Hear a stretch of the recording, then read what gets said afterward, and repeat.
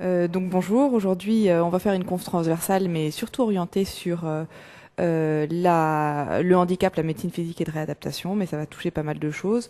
Je m'appelle Claire Jourdan, je suis donc interne en médecine physique et de réadaptation à Paris. On va commencer. C'est parti. Allez, hop. Alors le premier dossier, c'est un homme de 35 ans, professeur d'histoire-géographie. Il rentrait du travail en moto, il subit un refus de priorité et il est percuté par une voiture. Le patient casqué est immédiatement amené par les pompiers aux urgences où l'on retrouve une paraplégie D6 Asia groupe A flasque sur une fracture luxation D5 D6. Il n'y a pas d'autres lésions traumatiques. Le patient est traité chirurgicalement par une réduction ostéosynthèse par voie postérieure. Première question, que signifie paraplégie de niveau D6 Asia à flasque? Décrivez les scores du testing moteur. Deuxième question, quelles sont les mesures de prévention à mettre en place dès les premiers jours? Troisième question, à J10, le patient se plaint d'une dyspnée d'installation progressive. À l'examen, vous retrouvez une température à 37,9, une pression artérielle à 11,8, une fréquence cardiaque à 95. L'oxymétrie retrouve 91% en air ambiant. Il n'y a pas de toux ni d'expectoration. L'auscultation pulmonaire ne retrouve pas de crépitant. Quels sont les deux diagnostics que vous devez évoquer en premier lieu? Et sachant que la radiographie pulmonaire est normale, quel est le diagnostic le plus probable et comment le traitez-vous? Après un mois, question 4, pardon. Après un mois, le patient est admis dans un service de médecine physique et de réadaptation. Il présente toujours une paraplégie D6 Asia A. Les réflexes sont maintenant vifs, au membre inférieur, avec un signe de Babinski bilatéral, un clonus, des réflexes en triple flexion des membres inférieurs lors des stimulations douloureuses. Sur le plan urinaire, il existe des fuites imprévisibles d'urine. Donnez une explication physiopathologique à cette évolution clinique. Question 5. Après 3 mois de séjour, le patient a beaucoup progressé sur le plan de l'autonomie, mais n'a pas récupéré sur le plan, neurologique. Il demande s'il pourra remarcher un jour. Comment annoncez-vous le diagnostic définitif? Voilà. Ensuite, question 6. Le patient désire avoir des rapports sexuels. Il présente quelques érections réflexes, le matin le plus souvent, ou sur stimulation tactile, mais qui ne dure pas plus de quelques minutes. Quelles sont les possibilités thérapeutiques, les contre-indications et les risques de chaque possibilité thérapeutique? Ensuite, question 7. Il s'interroge maintenant sur la possibilité de reprendre son travail. Expliquez le cadre législatif du travail d'une personne handicapée, les organismes qui vont intervenir et les aides qui peuvent lui être apportées. Question 8 et dernière question. À distance, il revient vous voir en consultation. Il a repris son travail de professeur. Son autonomie au domicile est complète. Mais par contre, il est très gêné par des douleurs à l'épaule droite lorsqu'il écrit au tableau ou lorsqu'il charge son fauteuil dans sa voiture. La suite, à l'examen, vous retrouvez des amplitudes normales, pas d'amyotrophie, une manœuvre de Job douloureuse sans déficit à droite, un test de NIR et un test de Hawking positif à droite, négatif à gauche. L'examen neurologique est inchangé. Quel est votre diagnostic? Quels examens complémentaires demandez-vous? Et quel traitement proposez-vous? Voilà.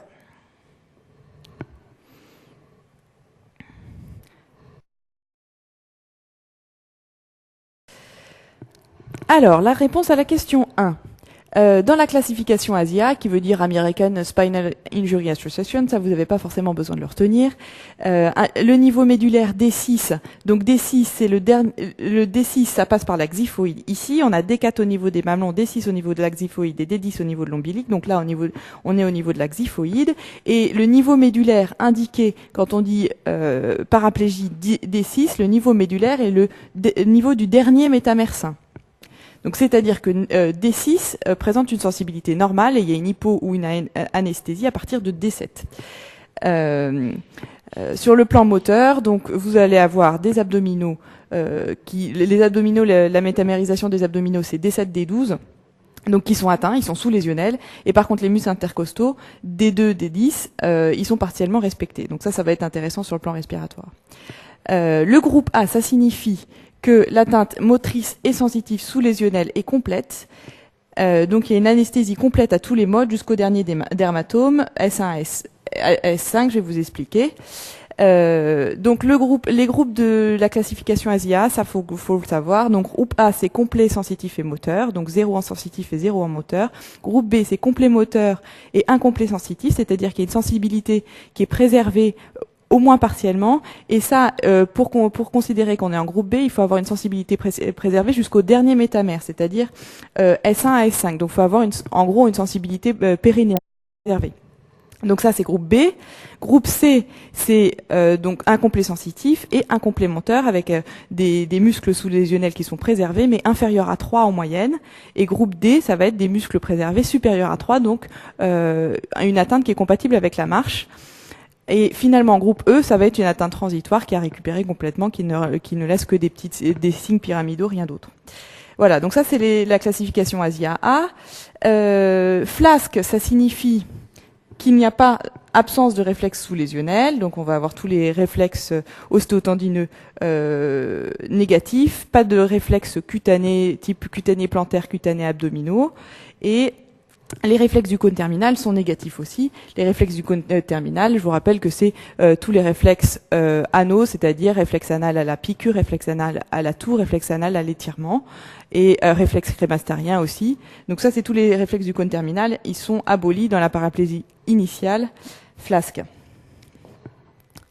Ensuite, le testing moteur. Il y a une chose importante à savoir dans le testing moteur, c'est que c'est cette phrase-là dans toute son amplitude. C'est-à-dire que pour avoir un testing moteur à 3, on a donc un testing moteur à 3, c'est mouvement réalisé contre la pesanteur, mais dans toute son amplitude. C'est-à-dire que si, là je fais un testing de mon triceps, si je fais ça, j'ai pas 3 en fait, j'ai 2, parce qu'il y a un angle mort, il reste ça que j'ai pas réussi à faire, donc là j'ai moins que 3. Donc ça c'est très très important pour avoir des testings qui sont reproductibles les uns par rapport aux autres. Il faut vraiment que ce soit dans toute son amplitude. Donc pour rappeler, 0 c'est pas de contraction du tout, 1 c'est une contraction palpable mais pas de mouvement, donc on voit juste la contraction, ou visible ou palpable. 2, il y a un mouvement réalisé, mais qui ne lutte pas contre la pesanteur. Donc là, par exemple, pour mon triceps, je vais pas pouvoir le faire comme ça, il va falloir faire sans la pesanteur, c'est-à-dire comme ça, par exemple, j'y arriverai. Donc ça, c'est 2. 3, c'est ce que j'ai dit, c'est mouvement complet contre la pesanteur. 4, c'est la même chose, mais en plus, il y a une contre-résistance est possible, c'est-à-dire que si je mets une résistance, ça résiste un petit peu. Et 5, par contre, c'est une force complètement normale, comparable au côté sain. Alors, question 2. On va changer de couleur. Alors, la prévention des complications de décubitus. Hop, qui est là. Alors, les premières choses à savoir et à mettre toujours au début, qui vont vous permettre de prévenir à peu près toutes les complications de décubitus, c'est 1, la nutrition, 2, l'hydratation, 3, le lever précoce. Ça, faut toujours le mettre. C'est le plus important, finalement. Pour pas avoir de problème avec l'ostéosynthèse, vous pouvez mettre mise au fauteuil après contrôle de la stabilité de l'ostéosynthèse, parce que ça, c'est une affaire de chirurgien, c'est pas de notre ressort.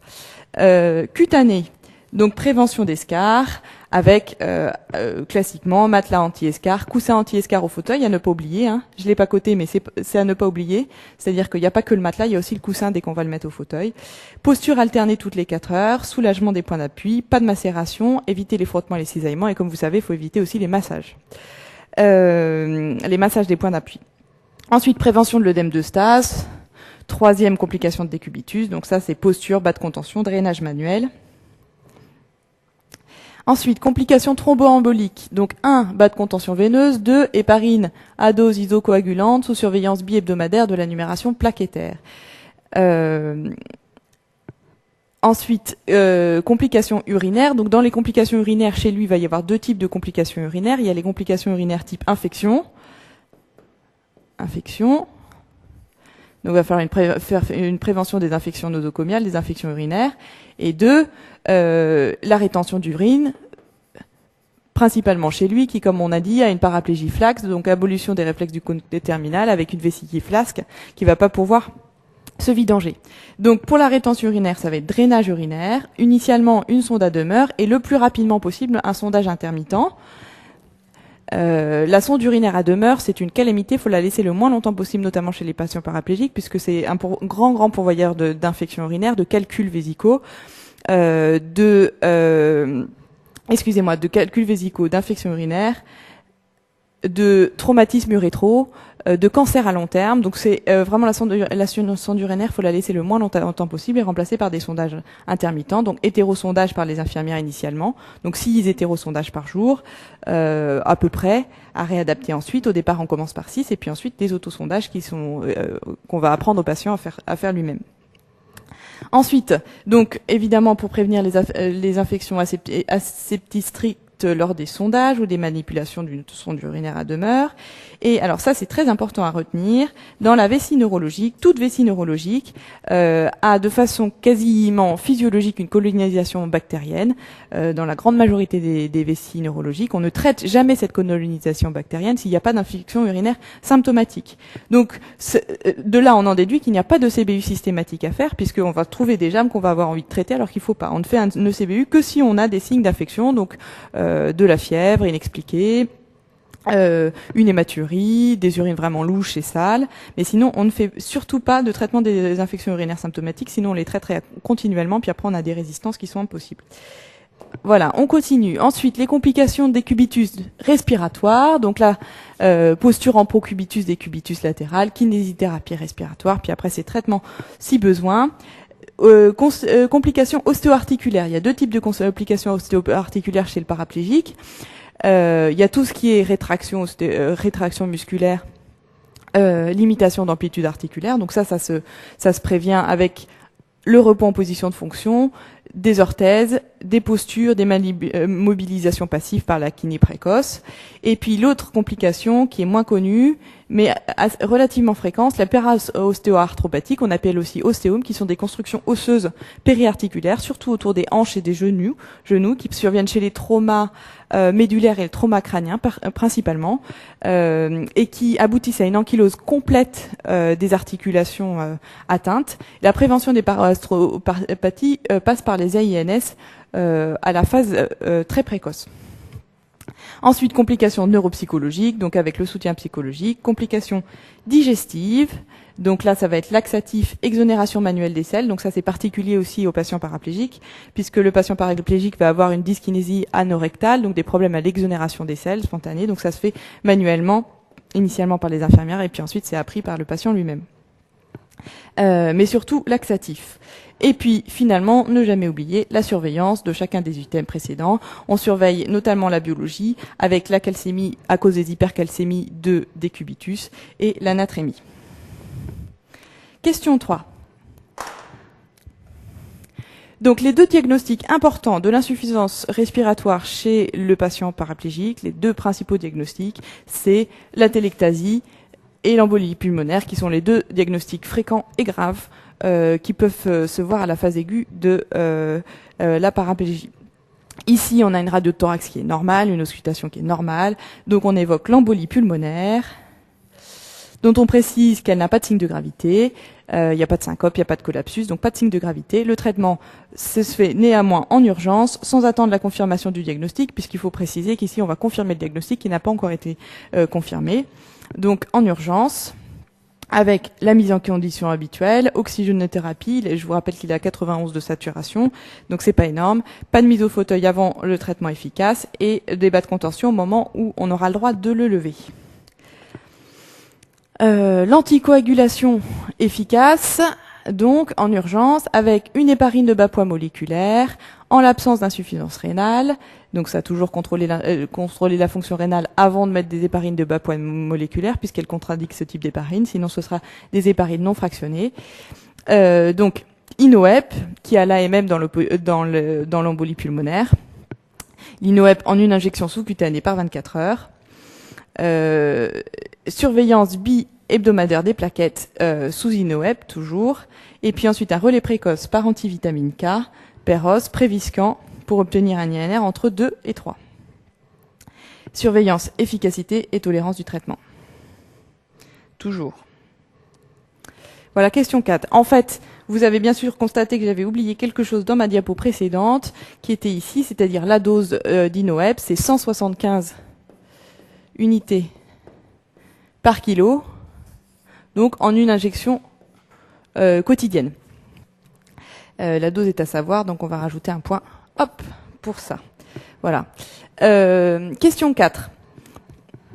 Donc, quelle est la physiopathologie de ce qui arrive au patient? Donc, c'est l'évolution habituelle d'un syndrome de section médulaire. Donc, lui, il a une section médulaire complète, avec une phase initiale de choc spinal. Le mot-clé, c'est choc spinal, qui se manifeste par une aréflexie qu'on avait constaté, aussi bien sur les réflexes ostéotendineux, comme on l'a dit, que sur les réflexes cutanés, type Babinski ou réflexes cutano-abdominaux, que les réflexes végétatifs, type tout ce qui est vésico-sphinctérien. Et donc, on avait une paraplégie flasque avec une rétention urinaire et une abolition des réflexes du cône terminal, excusez-moi. Ensuite, la phase secondaire, qui peut apparaître au bout de quelques semaines, c'est relativement rapide. Donc, c'est la phase d'automatisme médulaire, qui se manifeste par ce qu'on appelle une paraplégie spasmodique, en opposition avec la paraplégie flasque initiale, où on a au contraire une exagération des réflexes, des clonus, l'espacement flexion et une activité détrusorienne réflexe qui se manifeste par les fuites urinaires. Question 5. Donc l'annonce du diagnostic d'une paraplégie complète. Donc c'est toujours standardisé de la même façon. 1. On fait ça dans un endroit calme, intimité. Chez le paraplégique, c'est plutôt en général après 3 mois, ça varie selon les équipes, mais la plupart des équipes font ça. Pourquoi? Pour 2 raisons. Déjà parce que on peut pas avoir de diagnostic définitif avant 3 mois sur la récupération. Donc on attend 3 mois avant d'être certain que la paralysie va rester, à peu près certain que la paralysie va rester complète. Et puis en plus on fait pas d'annonce précoce chez le patient. On lui laisse le temps de s'habituer un petit peu à la situation, d'avoir acquis une certaine autonomie. Donc en général c'est après 3 mois pour le paraplégique. Le message, donc les chances de récupération sont minimes. On dit minime, il faut toujours laisser une place à l'espoir. La forme, c'est donc on commence toujours par une phrase préambule pour permettre au patient de mettre en place ses défenses, puis une annonce claire, intelligible et loyale. Ensuite, toujours penser à laisser du temps pour l'écoute, pour les questions. Et puis, on ne quitte pas le patient avant de proposer une nouvelle entrevue, un soutien psychologique, quelque chose par la suite. Voilà. La suite, question 6. La prise en charge des dysfonctions érectiles du paraplégique, les médicaments sont les mêmes en fait que pour le patient tout venant, et l'efficacité des médicaments est importante malgré ce qu'on pourrait penser. On n'oublie jamais dans la prise en charge des troubles érectiles la prise en charge psychologique, même quand il y a une cause organique reconnue et certaine, il y a toujours une prise en charge psychologique à faire à côté. Toujours aussi, même quand il y a une cause organique reconnue, essayer d'arrêter les médicaments délétères. Il est tout à fait possible qu'il ait un traitement antidépresseur qui a été débuté dans le temps, ce qui va pas du tout aider. Et ensuite, les différents types de thérapeutiques. Donc, il y a le traitement vasodilatateur Péros, type Viagra ou Cialis. Ce traitement, ça a environ 80% d'efficacité chez le patient paraplégique, donc en général on va s'arrêter à cette étape-là. Les contre-indications du Viagra, il y en a une à retenir, donc ça c'est le 0 du dossier, c'est l'association aux dérivés nitrés. Il y a des collapsus gravissimes quand on associe ici les dérivés nitrés au Viagra ou au Cialis, c'est-à-dire qu'il faut prévenir tous les gens qui ont mis sous Viagra ou Cialis, qu'il faut pas qu'ils prennent de dérivés nitrés à côté, et de la même façon prévenir les gens à qui on prescrit des dérivés nitrés que si jamais ils veulent s'acheter du Viagra ou du Cialis sur internet ou quoi que ce soit, c'est dangereux, il va falloir en discuter avec le cardiologue. Donc ça c'est vraiment très important de prévenir le patient là-dessus. Ensuite, il y a les coronaropathies, insuffisance cardiaque instable et la rétinite pigmentaire, puisque comme on va le voir, ça donne des troubles visuels. Donc les effets secondaires du Viagra, les plus fréquents, c'est flush, céphalée, dyspepsie, qui ont pas beaucoup de, c'est surtout ces deux-là qui sont très fréquents, celui-là un peu moins, qui ont pas beaucoup de gravité. Et ensuite, plus rares et plus graves, donc les infarctus, les collapsus, les troubles du rythme, et il y a des morts subites qui ont été décrites. Dans les troubles visuels, c'est principalement des troubles de vision des couleurs, d'une vision bleutée, qu'il faut surveiller, qui est très rare aussi. Toujours mais on va le revoir ensuite, vous mettez priapisme dans tous les traitements de la dysfonction érectile, puisque c'est un des principaux dangers de ces traitements. Ensuite, deuxième possibilité, si le premier marche pas ou n'est pas possible ou est contre-indiqué, les injections intracaverneuses de prostaglandine, donc ça c'est EDEX par exemple. Alors dans les contre-indications, c'est surtout les prédispositions au priapisme avec la drépanocytose, puisque c'est celui-là qui va être le plus pourvoyeur de priapisme. Les effets secondaires, donc priapisme. Ici, c'est aussi un 0, c'est très important. Vous n'avez pas le droit de prescrire des injections intracaverneuses à un patient sans le prévenir de ce risque de priapisme et sans le prévenir de la conduite à tenir en cas de priapisme. Ensuite, les petits effets secondaires, type douleur ou hématome au point d'injection, des nodules de fibrose caverneuse qui se voient très peu sous ce traitement-là, qui se voyaient pas mal quand on utilisait d'autres formules qui du coup ont été abandonnées. Alors, ensuite, il y a d'autres systèmes qui sont quand même nettement moins utilisés. Donc, la même chose, des inhibiteurs de prostaglandine en gel intra-urétral qui marchent moins bien, mais bon, qu'il faut connaître, qui s'appelle type MUSE. Le seul problème que ça peut poser, c'est si la partenaire a une susceptibilité d'être enceinte, puisqu'il y a quand même une certaine quantité de prostaglandine du coup dans l'éjaculat. Le système Vacuum, qui a une contre-indication relative, c'est les anticoagulants, donc chez ce patient ce ne sera pas forcément recommandé. Et le traitement chirurgical prothèse pénienne, c'est rarissime qu'on arrive jusqu'à ces solutions-là chez les patients paraplégiques, donc qui a pour risque un risque infectieux. Alors, ensuite, question 7, comment est-ce qu'on va pouvoir l'aider à reprendre son travail ? Cadre législatif qu'il faut savoir, la loi du 11 février 2005 pour l'égalité des chances, c'est toujours la même qui revient de toute façon sur le handicap, c'est toujours cette loi-là, c'est cette loi-là qui a mis en place les MDPH, c'est cette loi-là qui a fait avancer les choses sur plein de points de vue différents. Donc c'est la loi du 11 février 2005 qui dit que toute entreprise de plus de 20 salariés doit employer au minimum 6% de travailleurs handicapés. Si elle ne le fait pas, elle doit verser une contribution annuelle à l'AGFIP, qu'il faut que vous connaissiez. Je suis désolée, Association pour la gestion des fonds pour l'insertion professionnelle des personnes handicapées.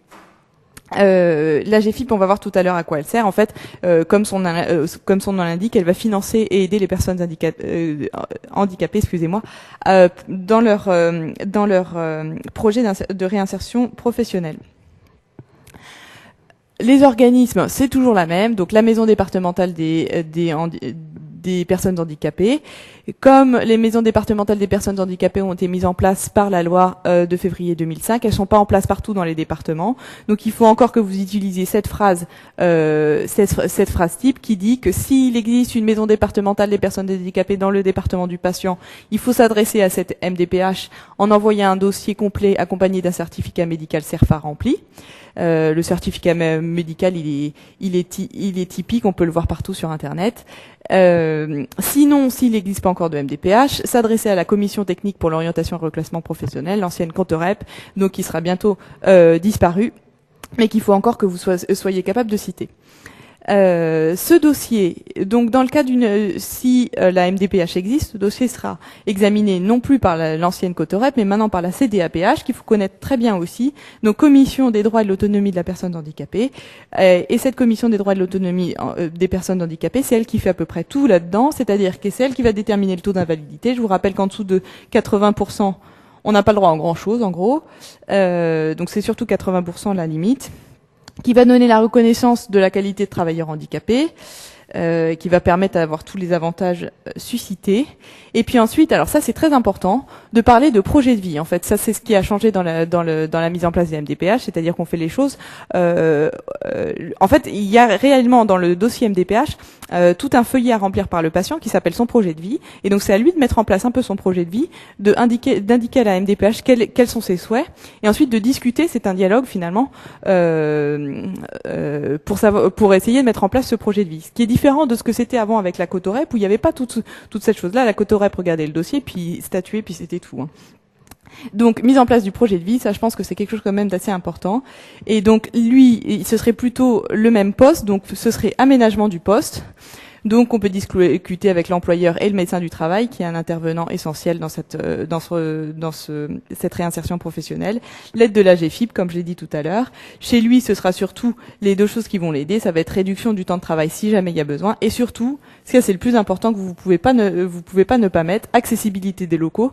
Donc tous les travaux qu'il va falloir faire pour rendre les locaux accessibles aux fauteuils roulants. Ça veut dire visite, etc. Donc ça va prendre un certain temps. En cas d'échec, réclassement professionnel en milieu ordinaire pour lui, après un bilan de compétences. Ne pas oublier aussi, c'est toujours la MDPH par le biais de la CDAPH qui met en place l'allocation adulte handicapé. Et puis aussi, alors ne pas jamais oublier quand on parle de travail, parler des transports. Donc ici, pour lui, il va lui falloir une adaptation du véhicule. L'adaptation de véhicule, elle est financée par la PCH, la prestation de compensation du handicap, elle aussi financée par la MDPH. De toute façon, tout est financé par la MDPH, tout est obtenu via la MDPH. Maintenant, c'est beaucoup plus simple.